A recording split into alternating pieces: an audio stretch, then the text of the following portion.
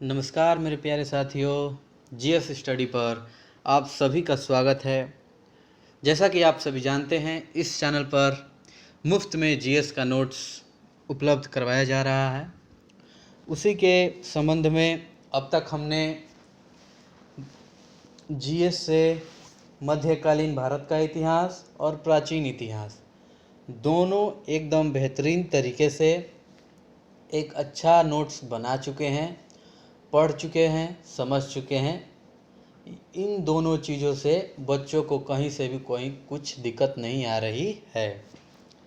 अगर आप भी इस चैनल से जुड़ना चाहते हैं, फ्री में जीएस का नोट्स चाहते हैं, तो आप इस चैनल से जुड़ जाइए।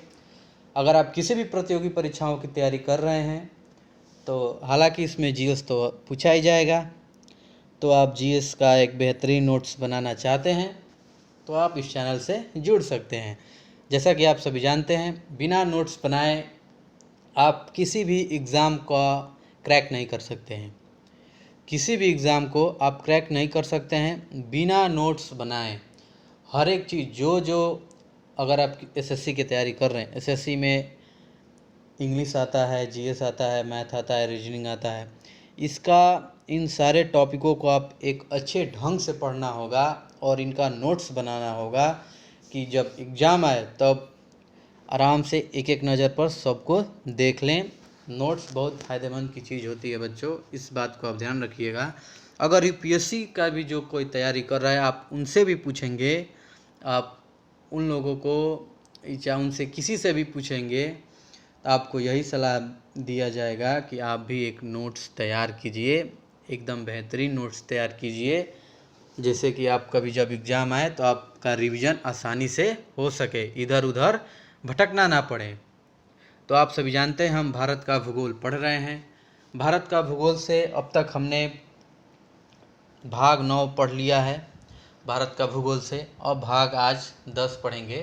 क्लास 10 है आज इसका, भाग से सॉरी आज क्लास 10 है इसका। अब तक हमने भारत का भूगोल से इसका टोटल 9 क्लास लग चुका है। आज हम क्लास 10वां पढ़ेंगे। आज क्लास 10वां में हमारा आज का टॉपिक है खनिज संसाधन। ठीक है, तो चलिए शुरू करते हैं। खनिज धात्विक और अधात्विक होता है। धात्विक में लौह धातु आती है, लौह मिश्रित और लोहांश और अन्य भी कुछ आते हैं। लौह धातु में हेमोटाइट, मैग्नेटाइट, लेमोनाइट, सेड्रेटाइट, पायराटाइट, और लौह मिश्रित में chromium, cobalt, manganese, nickel, tungsten, zirconium, molybdenum, और अलोहांश में कैडमियम, पारा। ये 2 चीज़ हैं बस। अन्य में आते हैं तांबा, जस्ता, टीन, सीसा, रांगा, सोना, चांदी, प्लेटिनम, यूरेनियम, लिथियम। अधात्विक में जो खनिज होते हैं, अधात्विक खनिज जो होते हैं वो होते हैं कोयला, पेट्रोलियम, प्राकृतिक गैस, ग्रेफाइट, फास्फेट। ऐसे मैंने लिखा है, कभी कभी एग्ज़ाम में पूछ देता है इसमें से कौन धात्विक है और कौन अधात्विक है, इनको छाटिए। उसमें भी ऑप्शन के रूप में दे देता है। तो आपको एक बेहतरीन रूप से समझने के लिए मैंने ऐसे लिख दिया है कि आपको अच्छी तरह से समझ में आ जाएगा। अब आइए पढ़ते हैं लोहा। खनिज समझ लिए। भारत में लोहा प्रमुख रूप से धारवाड़ चट्टानों में पाया जाता है। लौह ऐसक यानी लोहांश के अनुसार इसका क्रम क्या है? इसका क्रम है मैग्नेटाइट जो कि 72% लोहांश है। उसके बाद आता है हेमेटाइट जो कि 60 से 70 में रहता है, और लिमोनाइट ये 50 से 60% के बीच में रहता है। सीडेराइट 40 से 45 के बीच में रहता है। ये आप ध्यान रखिएगा। सर्वोत्तम प्रकार का लौह अयस्क मैग्नेटाइट है। सर्वोत्तम यानी उच्च, एकदम अच्छा प्रकार का लोहा मैग्नेटाइट होता है। भारत में उपलब्धता के अनुसार अयस्कों का कुछ क्रम है। पहले पर हेमेटाइट है, दूसरे पर मैग्नेटाइट, तीसरे पर अन्य है। भारत में सर्वाधिक हेमेटाइट प्रकार का लोहा अयस्क पाया जाता है। ये भी पूछ सकता है भारत में किस प्रकार का लौह अयस्क पाया जाता है, ऑप्शन दे देगा, उसमें हमारा ऑप्शन सही होगा हेमेटाइट। ठीक है, अब आइए पढ़ते हैं लौह अयस्क क्षेत्र। छत्तीसगढ़, डल्ली, जरहरा, बौडाडीला। मतलब ये पाए जाते हैं इसमें। कर्नाटक में बाबा बुदन पाकी, कुंद्रमेक, बेल्लामारी। ऐसे ही आप देख लीजिए आंध्र प्रदेश में कुर्नल, कुडप्पा के जगह इन सब स्थानों पर ये लोहा पाया जाता है, वही सब लिखा गया है। बच्चों, अगर आप किसी भी एग्ज़ाम की तैयारी कर रहे होंगे तो यह क्लास आप ले सकते हैं। ऐसा कोई बॉन्ड नहीं है कि कोई यूपी पुलिस का ही जो तैयारी कर रहा है वही बस इस क्लास को ले सकता है, ऐसी बात नहीं है। अगर आप किसी भी एग्ज़ाम की तैयारी कर रहे हैं, गवर्नमेंट एग्ज़ाम की प्रतियोगी परीक्षा, तो आप यह क्लास ले सकते हैं, चाहे यूपी पुलिस की हो, एसएससी का कोई भी एग्ज़ाम हो, दिल्ली पुलिस भी अभी चल रहा है, बिहार वाले भी हो सकते हैं, कोई भी आप कहीं से भी हो, आप ये जीएस पढ़ सकते हैं, ठीक है। और यहीं क्वेश्चन पूछा जाता है यहीं से। अब आइए मैग्नीज के बारे में थोड़ा बहुत जान लेते हैं। इसका उपयोग अपघर्षण एवं जंगरोधी इस्पात बनाने में, लोहे की मिश्र धातु बनाने में, शुष्क बैटरी, रंग एवं कांच उद्योग में इसका उपयोग होता है मैग्नीज का, ठीक है। मैग्नीज मुख्य रूप से धाकड़ खाड़ शैल समूह में पाया जाता है। इसका कुछ उत्पादन का क्षेत्र है उड़ीसा, मध्य प्रदेश, महाराष्ट्र, झारखंड और भी अन्य क्षेत्र है, यहाँ पर ये लोग मैग्नीज पाया जाता है। इसका संचित भंडार का क्रम है उड़ीसा है, जहाँ सर्वाधिक मैग्नीज सर्वाधिक रूप से उड़ीसा में पाया जाता है, उसके बाद कर्नाटक में, तब मध्य प्रदेश में, तब महाराष्ट्र में, ठीक है। उत्पादन के अनुसार राज्यवार क्रम है इसका, मध्य प्रदेश, महाराष्ट्र, तब जाके उड़ीसा है, ठीक है। मिलता तो ज़्यादा है उड़ीसा में ही है सर्वाधिक, लेकिन उत्पादन मध्य प्रदेश में ज़्यादा होता है, ठीक है। बॉक्साइट अयस्क का प्रयोग एल्युमिनियम बनाने, चमड़ा रंगने, पेट्रोल एवं नमक साफ करने में किया जाता है। समझ गए बॉक्साइट का क्या कार्य है। इसका उत्पादन क्षेत्र है उड़ीसा, मध्य प्रदेश, झारखंड, छत्तीसगढ़, ठीक है। इसके संचित भंडारों का क्रम है उड़ीसा, आंध्र प्रदेश, गुजरात, छत्तीसगढ़। उत्पादन के अनुसार उड़ीसा, गुजरात, महाराष्ट्र, छत्तीसगढ़। तांबा का आखिर क्या यूज है। तांबा भारत का कुडप्पा एवं अरावली संरचना में पाया जाता है। इसका उत्पादन क्षेत्र राजस्थान में है, मध्य प्रदेश में है, झारखंड में, राजस्थान में यानी खेतड़ी, खो, दरीबा, ये सब उस जगह का नाम है।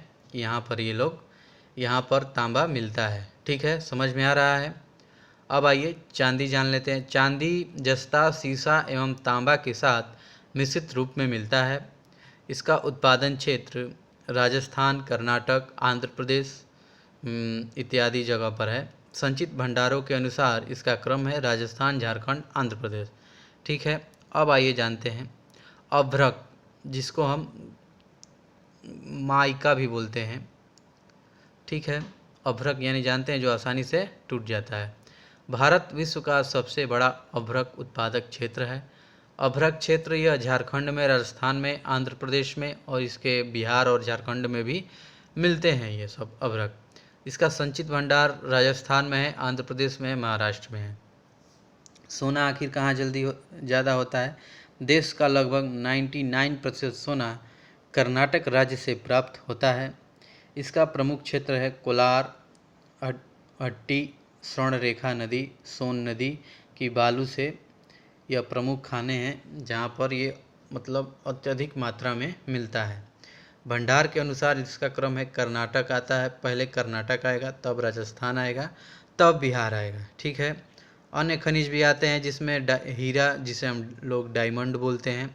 इसका भंडारण मध्य प्रदेश, आंध्र प्रदेश और छत्तीसगढ़ में होता है। उत्पादन मध्य प्रदेश में ही होता है और आंध्र प्रदेश में, ठीक है। राक फास्फेट क्या है। झारखंड में इसका अत्यधिक भंडारण है और राजस्थान में और मध्य प्रदेश में ये सब दिया गया है, ठीक है। क्रोमाइट का भी देख लीजिएगा, डोलोमाइट का, फ्लेसपार का, जिंक का, ग्रेफाइट का, संगमरमर यह एक कायांतरित चट्टान है। ये जो उत्पादन इसका राजस्थान और मध्य प्रदेश में ज़्यादा मिलते हैं ये सब। टीन देख लीजिएगा, थेरियम देख लीजिएगा। थेरियम यह मोनाजाइट तथा एल्मेनाजाइट से प्राप्त किया जाता है। विश्व में थोरियम का सर्वाधिक भंडार भारत में पाया जाता है, ठीक है। प्राप्ति स्थल है इसका केरल में इसका सर्वाधिक केंद्रीकरण कोल्लम एवं पलक्कड़ जिले में है। केरल में इसका वास्तविक स्रोत त्रावणकोर पहाड़ी है। अब आइए जानते हैं यूरेनियम के बारे में।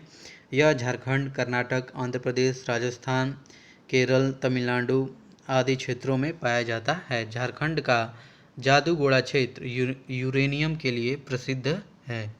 ठीक है, ये पूछ सकता है किसी भी एग्जाम में, यूरेनियम अत्यधिक मात्रा में कहाँ मिलता है, रबड़ की खेती कहाँ अधिक होती है, जिंक कहाँ मिलता है, सोना अत्यधिक मात्रा में कहाँ मिलता है, चांदी अत्यधिक मात्रा में कहाँ मिलता है।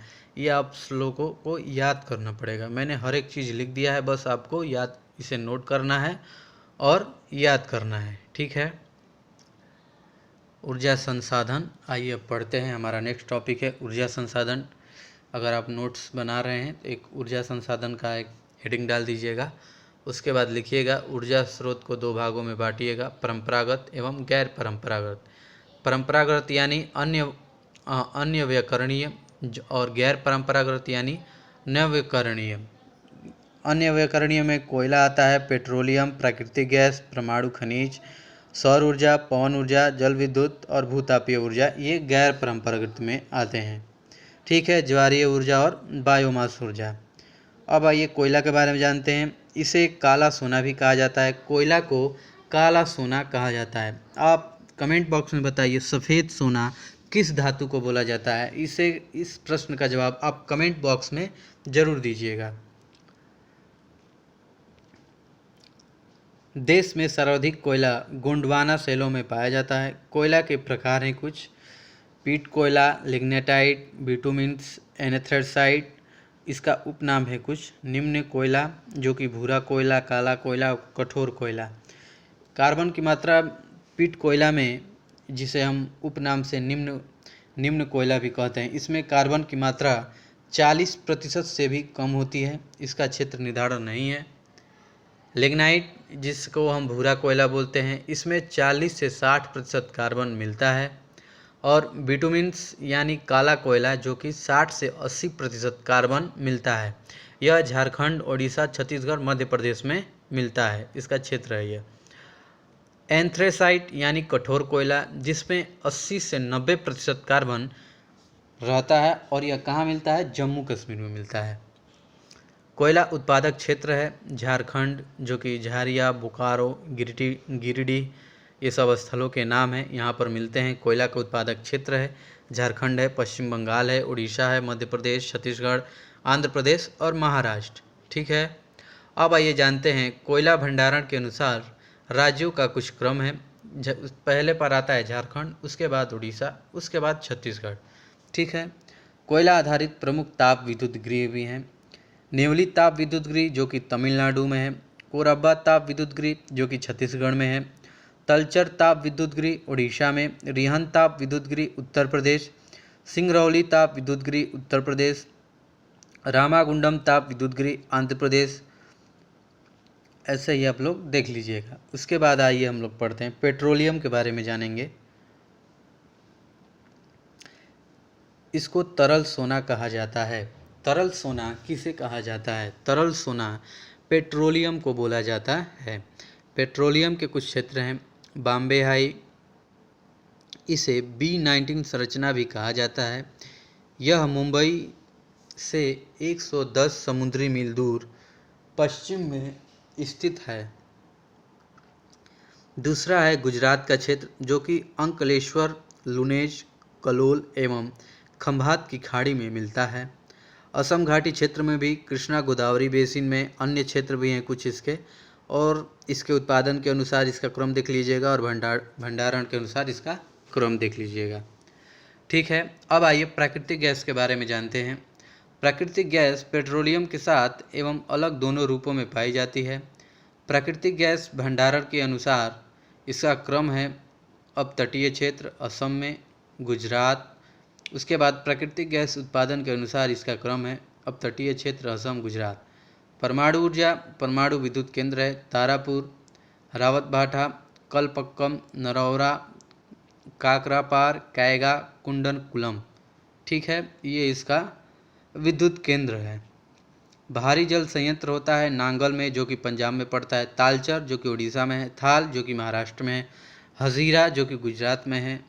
कोटा जो कि राजस्थान में है, यह इसका जल संयंत्र का केंद्र है। ठीक है, अब आइए जानते हैं जल विद्युत परियोजनाएं क्या हैं। जम्मू कश्मीर में जल विद्युत परियोजनाएं हैं, जिसमें तुलबुल परियोजनाएं हैं जो कि झेलम नदी के पास है, उरी परियोजना है जो कि झेलम नदी के ही पास है, सलाल परियोजना चिनाब नदी के किनारे, बगलिहार परियोजना चिनाब नदी के किनारे, दुलहस्ती परियोजना चिनाब नदी के किनारे। ठीक है, हिमाचल प्रदेश भी ऐसा है, चमेरा परियोजना रावी नदी के किनारे है, खाप परियोजना स्थिति नदी के। यह पूछ सकता है कि चमेला परियोजना किस नदी के किनारे है, रावी नदी के किनारे। ऐसे क्वेश्चन बनते हैं, एसएससी ने ऐसा कई बार क्वेश्चन पूछ चुका है, तो मैंने हर एक चीज़ को लिख दिया है कहीं से भी। अगर आप इसे पढ़ लेंगे बच्चों 2 या 3 बार अच्छे से याद कर लेंगे, आप यकीन मानिए जीएस में आप बहुत ही बेहतरीन करेंगे, इतना मैं दावे के साथ कह रहा हूँ। बस आप इस नोट्स को अच्छे से पढ़िए, उसके बाद मैं जो प्रीवियस ईयर आपको दूंगा, प्रैक्टिस सेट करवाऊंगा, उसके बाद आप जीएस में हमेशा बेहतरीन करेंगे, इतना मैं गारंटी के साथ बोल रहा हूँ। मध्य प्रदेश में बाण सागर परियोजना आती है जो कि सोन नदी के किनारे है, नर्मदा सागर परियोजना जो कि नर्मदा नदी, गांधी सागर परियोजना चंबल नदी, इंदिरा सागर परियोजना नर्मदा नदी। ये सब सारी परियोजनाओं को मैंने लिख दिया है, बस आप इसे अच्छे से पढ़िएगा और इसे याद जरूर कर लीजिएगा। ठीक है दोस्तों, अगर यह सेशन आपको अच्छा लगे तो प्लीज़ इस सेशन को लाइक कीजिए, और अगर आप इस चैनल पर नए हैं तो हमारे चैनल को आप सब्सक्राइब कीजिए।